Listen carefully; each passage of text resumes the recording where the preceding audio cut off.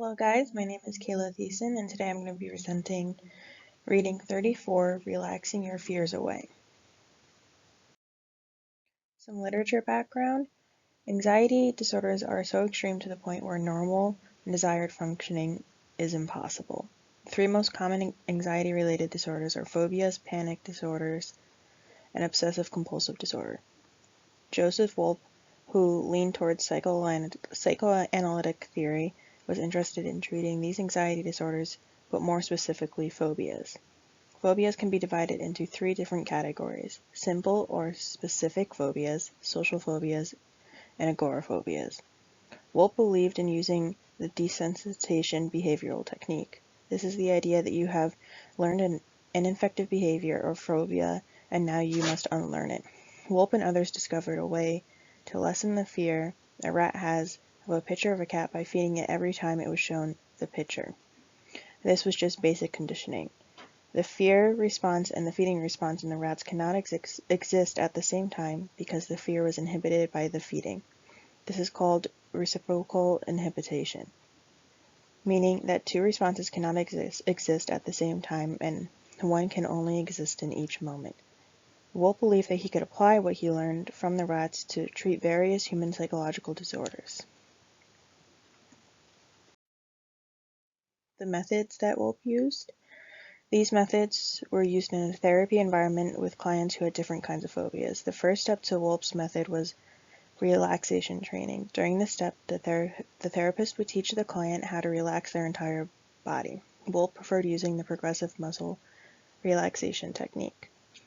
This training could take place over the course of several sessions for the client to create a state of relaxation on their own whenever they want. Wolpe also believed in using hypnosis as a way in helping the process. Once the client can put their body into a state of relaxation whenever they want, they are able to move on to the next step. The next step is construction of an anxiety hierarchy. During this stage, the client and the therapist start to develop a list of anxiety-producing situations or scenes that involve the client's phobia. The list starts off with creating a situation that is only slightly uncomfortable. It then moves on to increasingly frightening situation until the hierarchy reaches the most anxiety-producing situation the client can imagine. Once the client's hierarchy is finished, they can move on to the third and final step. The final step is desensitization. This is the step where the client unlearns their phobia. This does not require the client to come into direct contact with their phobia, but rather uses descriptions and visualizations. The first step of this process is for the client to place themselves into a deep state of relaxation. Once the client is in that deep state of relaxation, the therapist will move on to reading the client's hierarchies. The therapist will start with the slightly uncomfortable situation first and then progressively move down to the most anxiety-producing situation. If at any time the client feels anxious, they are supposed to raise their index finger. The therapist will stop reading the list and will wait for the client to return to full relaxation. Once the client returns to a full relaxation, the therapist will begin reading from the list but slightly further down from where they left off. This process is repeated until the client can listen to every hierarchy while remaining relaxed the entire time. This typically took an average of 12 sessions. Now for the results and discussion. Wolpe reported a total of 39 cases and treated a total of 68 phobias. The desensitization process was given 3 ratings. The first was completely successful, meaning there was a complete freedom from phobic reactions. The second was partially successful. This meant phobic reactions were 20% or less of the original strength. The third was unsuccessful. Of the 39 cases and 68 phobias treated, there were a total of 62 that were judged as completely or partially successful. This result was of a 91% success rate. The remaining 6 or 9% was judged as unsuccessful. Wolpe wanted to note that this method was only for treating the symptoms of the phobias and not the underlying causes of them. Any criticisms and questions that Wolpe received was responded with follow-up reports. In his reports, Wolpe stated that there had been no reports of instant relapse, new phobias, or other neurotic symptoms. Wolpe also described 5 advantages of desensitization method over traditional psychoanalysis. The first is that the goals of psychotherapy can be clearly stated in every case. The second is the source of the anxiety can be clearly and quickly defined. The third is that the changes in the client's reactions can be measured. The fourth is that therapy can be performed with other people present.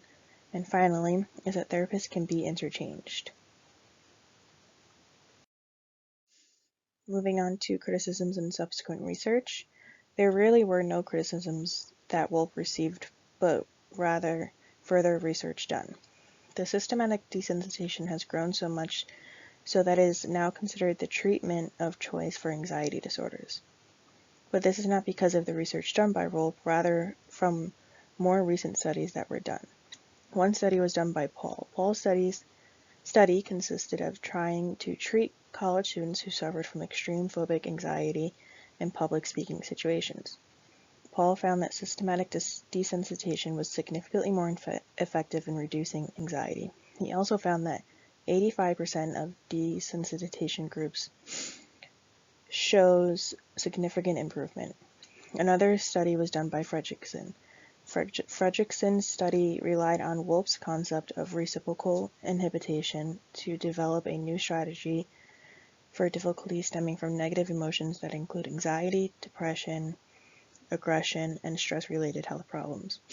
The final study talked about is an article that used Wolpe's research to study how effective systematic desensitization would be for treating math phobias. The students in the study showed significant improvement in their levels of math anxiety, and those improvements were maintained 2 months after the study was completed.